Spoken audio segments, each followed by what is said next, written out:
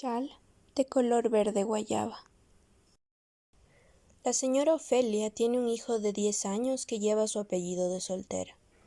Una década atrás se divorció del único marido que tuvo dentro de la ley, un profesor de química de colegio fiscal, debido a que durante los 3 años que duró la unión conyugal, la palabra esterilidad había rondado como una sombra nefasta por todos los rincones de la casa, en especial alrededor del lecho matrimonial. Muchos y muy variados fueron los reproches que la señora Ofelia tuvo que escuchar de su consorte a propósito de su dificultad para convertirse en madre.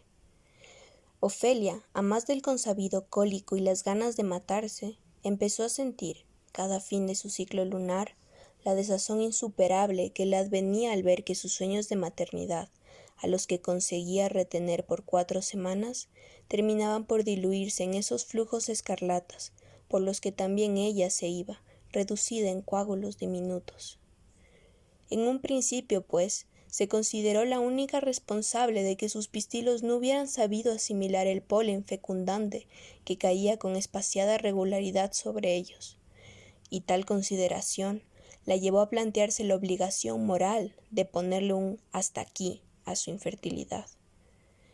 Se entregó, pues, como una verdadera mártir a que le realizaran toda suerte de sondeos y punciones, de la cintura para abajo, con agujas finísimas que le fueron insertadas en las arqueadas interioridades de sus pistilos. A veces le entraban ganas de ya no seguir buscando el fondo de la verdad, por temor a que esta verdad pudiera llegar a amargarla por el resto de su vida. A su marido no le dijo en lo absoluto nada de lo que se traía entre manos, pero, convencida de que no estaba lejano el día en que tuviera que confesarle que era más estéril que la gasa estéril, se dedicó a compensarlo por todo el sufrimiento que esta noticia seguramente le provocaría. De esposa habitualmente atenta, pasó a convertirse en una mujer servil, totalmente dispuesta, si el caso lo requería o no, a ofrecerle a su marido en bandeja de plata su pobre voluntad decapitada. Pero tantos gestos empalagosos llegaron a empalagar sobremanera al profesor de química, quien se vio obligado a poner más elocuencia en los gestos de abierto rechazo con los que comúnmente la rechazaba, más sarcasmo en las frases de repudio con las que comúnmente la repudiaba, y más distancia, mucha más distancia de la que ya existía, entre su cuerpo pifiante y el cuerpo modosito de ella. Optó también por coger la costumbre de escabullirse de la casa, ni bien terminaba de merendar, para no regresar a dormir sino hasta bien avanzada la noche. Curiosamente, estas escapadas cotidianas no merecieron reproche alguno de parte de la señora Ofelia. Después de todo, su condición de hembra infértil le tapiaba la boca, impidiéndole protestar por esa sarta de indelicadezas de las que era objeto. Después de un tiempo y del debido análisis, Ofelia llegó a la conclusión de que el asunto de la infertilidad no podía ser, y no era, el único motivo por cuya causa su marido la trataba como si fuera una mofeta, y que tenía que existir una razón más poderosa que explicara por sí misma todo ese repudio. Esa razón más le fue revelada por una vecina, quien con lujo de detalles, con pelos y señales, la puso al tanto de en qué clase de pasos andaba el desamorado de su marido. El chisme de su vecina, que le confirmó algo que hacía rato ella había presentido, le produjo un nudo alrededor de las cuerdas vocales que le quitó el habla total por varias horas. Cuando logró expulsar el nudo, en forma de furtiva lágrima, sintió que también le resbalaba por la mejilla el último rezago de amor que todavía, hasta ahí, sentía por el causante directo de sus desgracias. Pese a todo, Ofelia decidió volver al consultorio del ginecólogo, pues, pese a todo, aún le interesaba conocer cuál era la raíz cúbica de esa copiosa infertilidad regada por todo su cuerpo. El vientre se le abrió orgullosamente en forma de abanico cuando el médico le dijo que los exámenes habían revelado que no existía razón alguna dentro de su cuerpo que le impidiera la maternidad, por lo que quien tenía que ser sometido a revisión de aquí en adelante era su compañero de fórmula amatoria.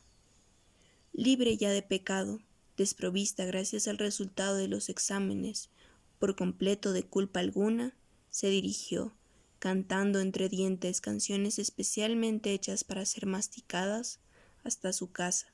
dispuesta a esperar a que llegara su esposo para decirle, en cuanto lo viera, que entre ella y una mula existían más de 2 abismales diferencias. Pero esa tarde, esa noche y esa madrugada, el profesor de química brilló por su ausencia.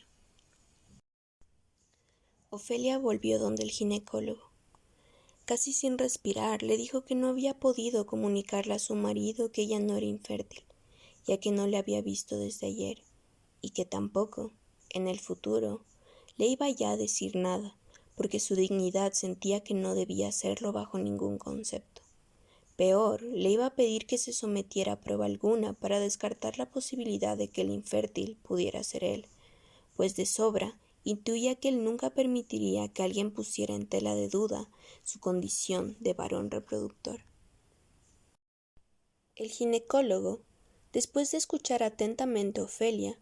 expresó a bocarrajo que la única salida que le encontraba al caso era la de que ella se decidiera a ser inseminada por un donante, después de lo cual afirmó que inclusive podía ser él, mientras se llevaba a los labios una de las pequeñas manos de la señora Ofelia, a la que había agarrado entre las suyas instantes atrás sin encontrar mayor resistencia. Después de esa excepcional vez, ella no volvió más por el consultorio.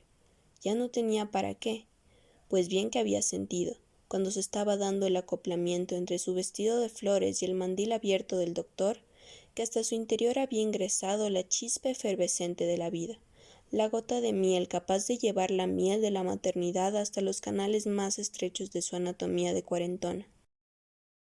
Desaparecieron como por encanto los severos cólicos menstruales y las severas ganas de matarse que se apoderaban de ella cada vez que su luna aflojaba sus flujos bermellones. Al 5.º mes de embarazo, decidió soltarle a su marido la verdad sin tapujos, la verdad completamente desnuda. Lo esperó una noche de luciérnagas y de música de alas, sentada en el filo de la cama conyugal, con los hombros tapados por la textura cálida y sedosa de un chal color verde guayaba, bajo el cual no llevaba ropa interior alguna. Lo esperó sentada en el muro que dividía sus historias en 2 partes angustiosamente desiguales. Lo esperó exhalando burbujas por su pequeño hocico de caballito de mar, acostumbrado a arquear la cola para que ésta no rozara a quien no la quería ni un poquito. Lo esperó sentada en el filo de una copa rota y en la cresta de una ola de varios metros de asfixia, hasta que finalmente su marido irrumpió en el dormitorio con su inefable cara de yo no fui. Al verlo no le dirigió palabra alguna, simplemente se incorporó del borde del lecho, de la cresta de la ola, de la cima de la montaña, y después extendió lo más que pudo las alas flecudas de su chal verde guayaba antes de dejarlo caer, muy suavemente, desde sus hombros hasta el suelo. Él, después de ver el vientre en punta que emergía desde la desnudez insólita de la señora Ofelia, comprendió que lo que estaba observando no tenía otro nombre que el de preñez, a secas, sacando más adelante la conclusión de que en esa preñez él no había tenido participación alguna. Cuando la señora Ofelia consideró prudente dar por finalizado su acto de destape, recogió, pues, del suelo su chal y volvió a colocarlo sobre sus hombros. Después de anudar las alas flecudas a la altura de sus clavículas, salió de la alcoba con la cabeza erguida, como si llevara dentro de sí la sensación insuperable de que en esos instantes la vida le estaba regalando las mieles de la venganza en su espesor más justo y necesario. Recién comenzaban los ruidos matinales cuando la señora Ofelia, que cuando cerraba un capítulo de su vida jamás volvía a abrirlo, portando un maletín lleno de sus más imprescindibles prendas íntimas, bajó las escaleras de su casa para ya nunca más volver a subirlas.